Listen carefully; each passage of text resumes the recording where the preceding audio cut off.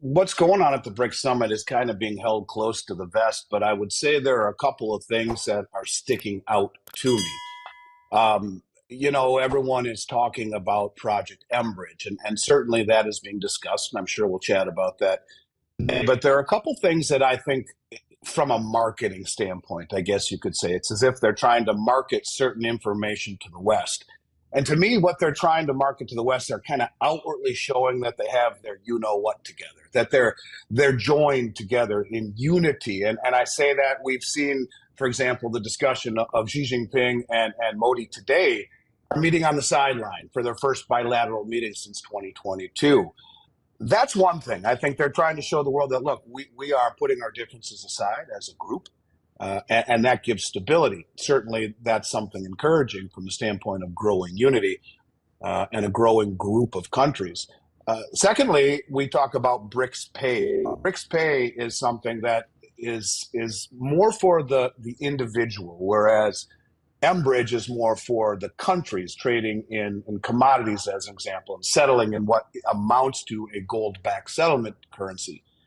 But the BRICS Pay would be more like, let's call it a monetary passport, to use Vince Lance's terminology. I agree with that. It's these people from want to go into one of the other BRICS countries, and they're able to use their BRICS Pay app, whether it be a credit card or on their phone, that allows them to seamlessly transact in these countries without having to convert first and foremost, and all of the difficulty in doing so in countries where it might be difficult to exchange your currency very efficiently. So At the BRICS summit, big moves are quietly unfolding. And it's not just about global trade, it's about reshaping how people and countries transact.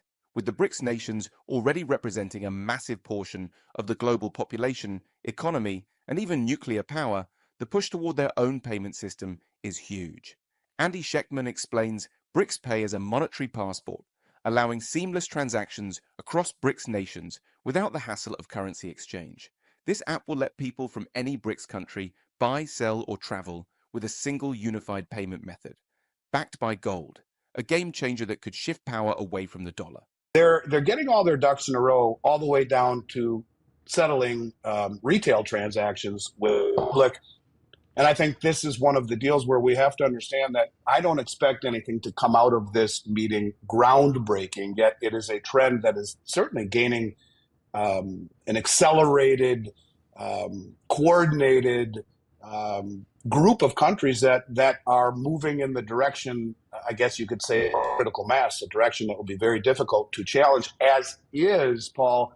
They already represent a much larger swath of human population, of Right. global GDP, of military might, three of the four largest nuclear arsenals, of trade routes, of commodity production, of commodity refining. It's a situation that is certainly should not be underestimated, and it will be interesting when they come out with some sort of a recap, probably on Friday, of what indeed did transpire.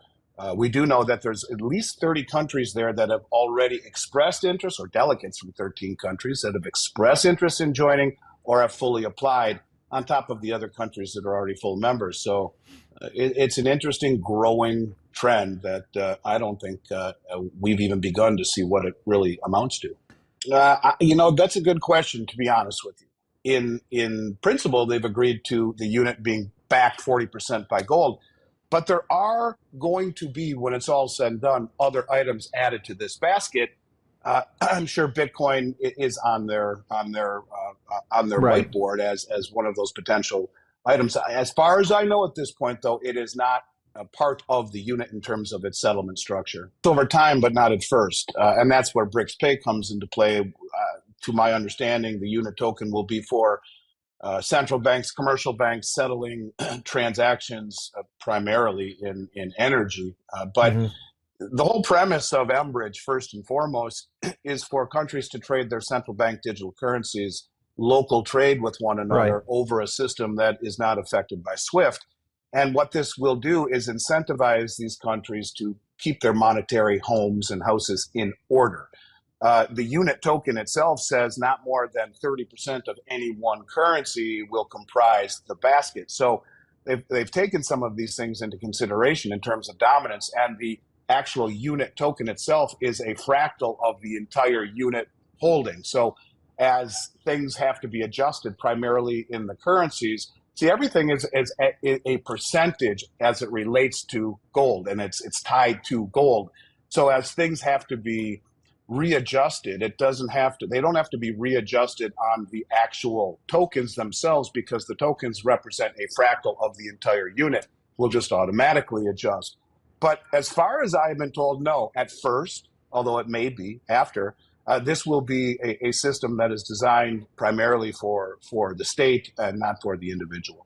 I don't know. I mean, they've been very tight-lipped about it. I mean, the unit has been something that has been discussed mostly in theory, and they have been tight-lipped as to how it actually rolls out. But, look, I mean, I think it has to do with how much gold do you have, first and Yeah. foremost. And if you look at all of the countries that have been buying gold and repatriating it, the key to it, as you said, is that it is held within the borders of the countries that are producing the unit token. And this is good, obviously, for the counterparty risk element when we look at the weaponizing of the treasury.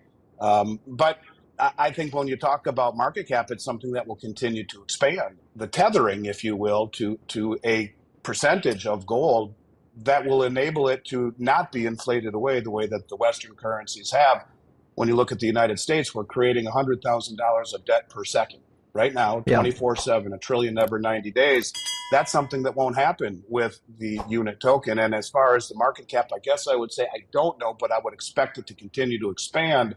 So I think it's an expanding deal where it starts out a smaller percentage of GDP, but by the end, I think it would comprise a much larger percentage if indeed this takes hold and is seen as something very legitimate that is actually challenging settlement for energy across the globe with all of these BRICS countries. You also have the Bank of International Settlements standing behind it. And this is something that lends, I think, credibility to the question, or to the way that you phrased it.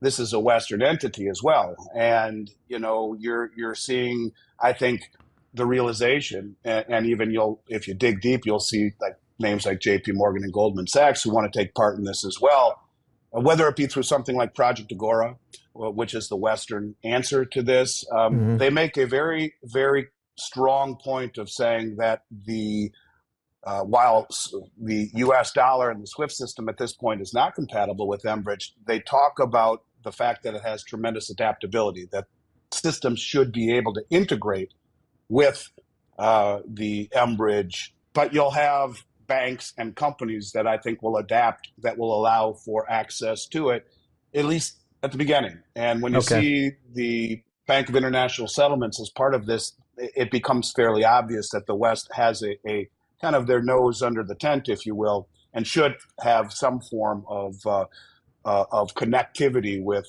mBridge as it begins to grow and take hold. I have a hard time believing that the Federal Reserve or the BIS would integrate systems that are decentralized into what amounts to a centralized ecosystem.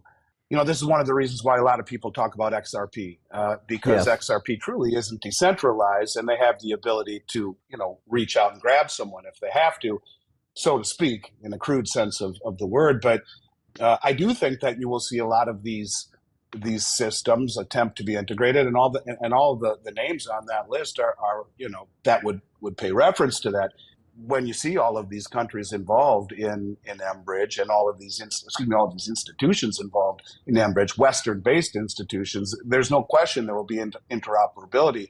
The question is, what systems will they integrate? And I'm surprised that Bitcoin is on the list. I don't think it will be something that will be tied to any settlement, but I do think they understand the ability of transacting currencies and being able to purchase things like Bitcoin. I would see, quite frankly, a much higher possibility of something like XRP being involved in transacting, in being used to integrate with the mBridge or Project Agora or any of these other settlement options, a form of instant settlement, a much more efficient way of doing so, but all of it under the purview, if you will, of the BIS and of the Western system. So It's an interesting thought experiment. Don't know how it all plays out, but so many people focus on the BRICS pushing away from Western hegemony. I think it's naive to not notice the elephant in the corner of the room, and that is the BIS and all of the organizations who are signing up to participate in it as well. Now, you know how BRICS-Pay and the Enbridge project could change global transactions, but you're definitely going to need to know about the next video, where we dive into the impact this could have on the US dollar and Western markets. So don't miss out. Hit that subscribe button, give this video a like if you found it insightful, and leave a comment with your thoughts on where global currencies are heading. See you in the next one.